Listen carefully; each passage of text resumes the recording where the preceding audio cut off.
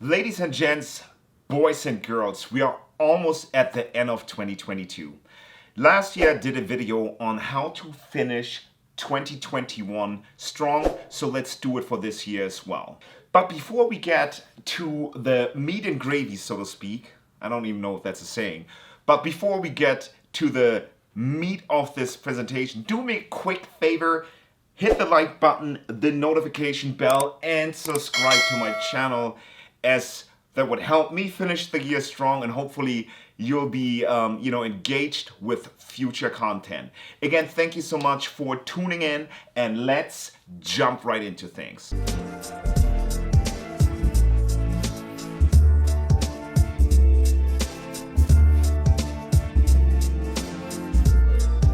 And I will see you on the flip side. Peace.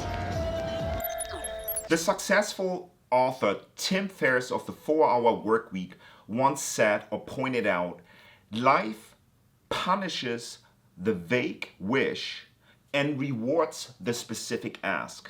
Now what that means to you and I is be specific of what you want to get done until the year's out. Sometimes we like to, start the new year fit. But instead of having the right mindset around Thanksgiving, Christmas, and New Year, we let ourselves go. So maybe squash that and become aware of what you really want. The key to finishing the year strong is actually being very specific. I'm not saying plan every single day of what you want to do, but you want to get close to having an idea what you want to get accomplished in these last weeks of the year, as this will help you set up for 2023. I think it is so important to not only celebrate the little wins you'll create until the year's out, but also to look back into the rearview mirror and celebrate some of the wins you had in 2022. Because quite frankly, oftentimes the friends around me, the people I've spoken to in business settings, say things like, I can't wait for this year to be over. And I think personally, that's a bit of a sad statement, because I think every day counts. And yes, we all feel exhausted. So that's why it's even more important baking in celebrating the little wins. If that means taking that extra day or two of PTO. For me, it was Thanksgiving. We just finished, but I had an opportunity to take off not only Friday, but also the following Monday. And the nice thing is it gave me the opportunity to rest and reset, but also doing the things I like doing. For example, working out more intensively without watching the clock all the time and being worried that I needed to rush to work, pick up my daughters, or be the caretaker, right? The caretaker now took care of himself. And that is part of a routine that you may want to bake in toward the end of your year, because most of us just want to decompress. But be mindful of how you decompress, right? Like, it sounds counterintuitive to reward yourself with a workout, but if you like nature and hiking, then make that a priority. If you are a community of family-minded person, maybe celebrate the wins with your friends with a glass of wine or whatever a beverage of choice that may be for you. And lastly, a way to celebrate your wins is really establishing a practice of gratitude. Now, I did a video on a morning routine where I detail how to specifically journal for gratitude. But if you are grateful, I truly believe gratitude is the antidote. So practice gratitude, as that will elevate your mood and help you focus on the things that you are grateful for. Take 2, heart and spirit. Reconnect with your heart and spirit, as this will give you a more balanced perspective about your goals. What do I mean by that? Oftentimes in our day-to-day life, we have to wear many hats, okay? And that can be challenging. At work, we have to be a certain way in our corporate environment and for our clients. At home, we have to be a certain way. If we have kids, we have to be a certain parent. With our partners, perhaps there are expectations too to be a certain way. And sometimes that disengages or disconnects us from being our true self. And that's where I hear clients and people say, I'm out of alignment, I don't feel right, I don't want to do that. So give yourself a little bit of a break. Find some time where you can be alone and decouple from the multiple hats that you wear to reconnect with your inner heart and your inner spirit. And that is what you are truly aligned with, right? And then it's easier once you're centered. Let's say you really want to create art, but you have a very numeric job during the day. Well, then maybe it's taking that extra PTO and working a little bit on your art, so that gives you that energy and that boost that you have completed something that is aligned with yourself. And from that lens and from that framework, you can also take a look at your goals from your inner self and your heart and your inner wisdom, because I think that truly helps us understand our goals better in the first place. Reset your motivation. Toward the end of this year, it really is the best time to review, one, what your goals were when you started the year, and then two, what you have learned, and quite frankly, what you're no longer willing to stand for. I think it is good to have a goal as a North Star, but it really just helps us move into the right direction. Realignment and recalibration is super important.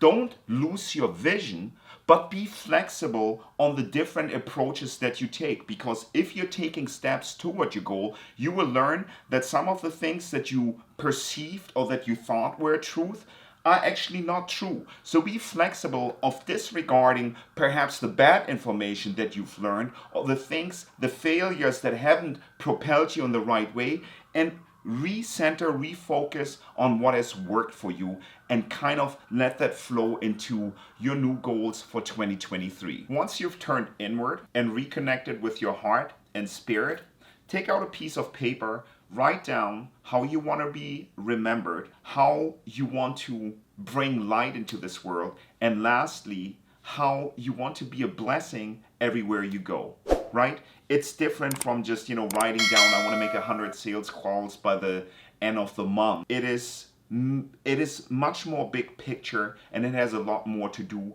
with how you can be aligned to feel more like your true self. Once you've done that, create a simple plan. The simple plan doesn't need to be overbearing, but it needs to essentially line out, here are the key goals that I want to work on. For example, if you want to, as a real estate agent, if you want to get more listing appointments, write down how many more contacts you should be making, or how you should be networking differently, and make that happen every day of the week, right? Like, focus on it every day of the week until you feel like your goals are getting traction. And then once you have mastered whatever that highest and best goal of yours is toward the end of the year, then you can really, like, at the end of the year, project out, what am I going to do the first quarter? What are my key priorities in light of my newfound alignment with my inner self, right? And with these small steps that have helped propel you one step in the right direction.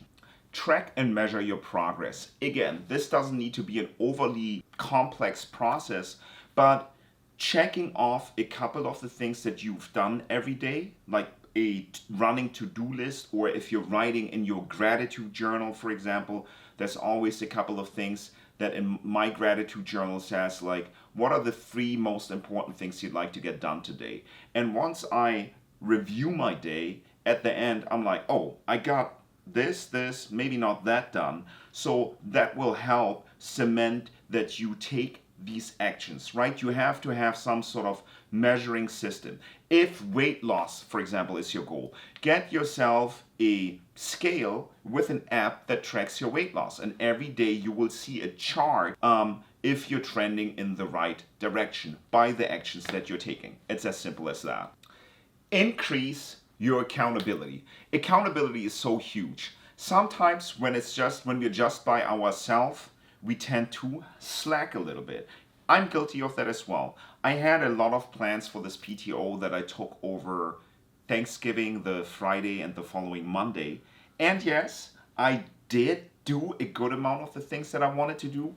But since I'd say I'm a rather social person and these invitations came, I indulged perhaps a little bit too much and saw maybe more friends than I should have based on the amount of work I wanted to get done. So having then an accountability partner is huge. That can be your partner in life, that can be a friend, that can be a person that you know from the gym. It can even be at work. You know, if you have that relationship with your manager and your work goals are pretty important to you, then, you know, having maybe a more frequent check-in with your manager could be helpful. That being said, finding an accountability partner that matches kind of what you need and is not maybe shaming you, but holding your feet to the fire when you're not doing what you're supposed to do, that's a huge thing. And perhaps you can be that accountability partner for that friend or for that spouse or whoever that may be in your life as well. I'd say lastly, an accountability partner can also be an electronic tool. There are electronic tools, if you Google maybe app for accountability, where you can actually have like reminders and nudges so that you don't lose focus. Be intentional. Why do I say that? Because I think intentionality, if that's even a word, is what helps you, one, focus on your alignment.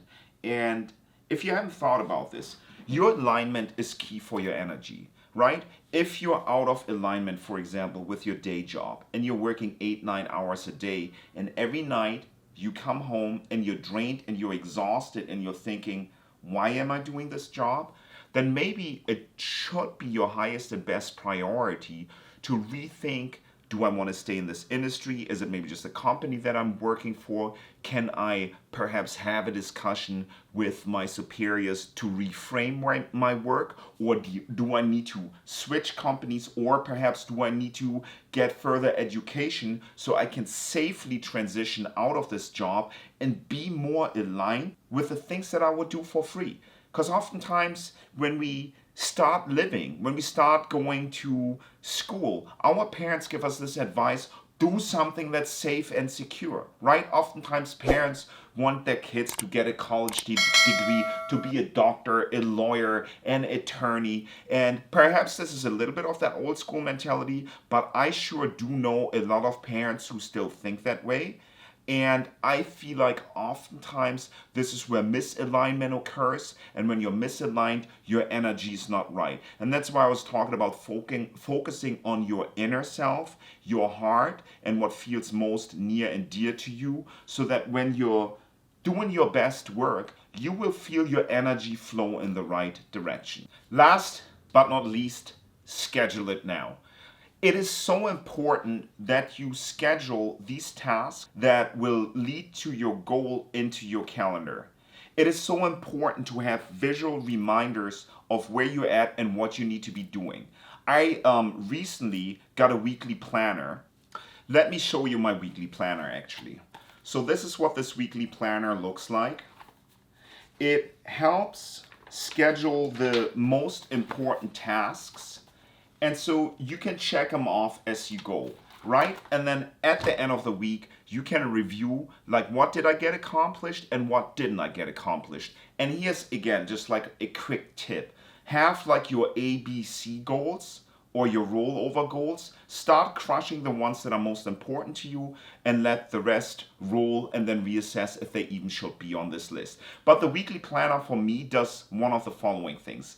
Sometimes when everything lives in your phone, what happens is you grab your phone and you want to check that to-do list, then something triggers your mind, you Google it real quick, and down you go in the rabbit hole. But with a physical planner then, it is easier to not get distracted as you're reviewing your goals or maybe like some ancillary research that you need for that specific goal. But be mindful of putting your high priority items in a calendar, maybe that calendar that you can perhaps see on your phone, that you have access to on your computer, and that you can review daily. Because one thing I'll say is, if it doesn't get scheduled, it does not get done. My beautiful people, thank you so much for tuning in and watching one of the last videos of this year, how to finish 2022 strong. I hope this video gave you a little perspective and some insights how you can crush the end of this year and how to set yourself up for the new year. And keep remembering, you have lived just another year, which is something to be grateful and proud of. Grateful for and proud of. It is so awesome that you're here, that you're watching this content, that you're trying to have meaningful impact not only for yourself, but for your people, your family of choice around you. It is so huge. I think what I'll do is I'll try to shoot one more video, and of course, you know, we'll notify you if you have subscribed, if you hit the notification bell, and if you of course liked this video, I would appreciate it as well. But apart from that, I want to shoot one more video that kind of recaps 2022. I did that last year. I did a recap for 2021, and a lot of my friends liked it and said, hey, it'd be cool if you could do another video like that. So anyway, thank you so much for watching. I appreciate all of your comments, questions. I've met some of you this year because of a couple of videos that I shot, because you came to me with questions. So that was a highlight of my year. Anyway, I hope you're crushing the rest of 2022. Hit the notification bell, the like button, subscribe to my channel, and I will see you on the flip side.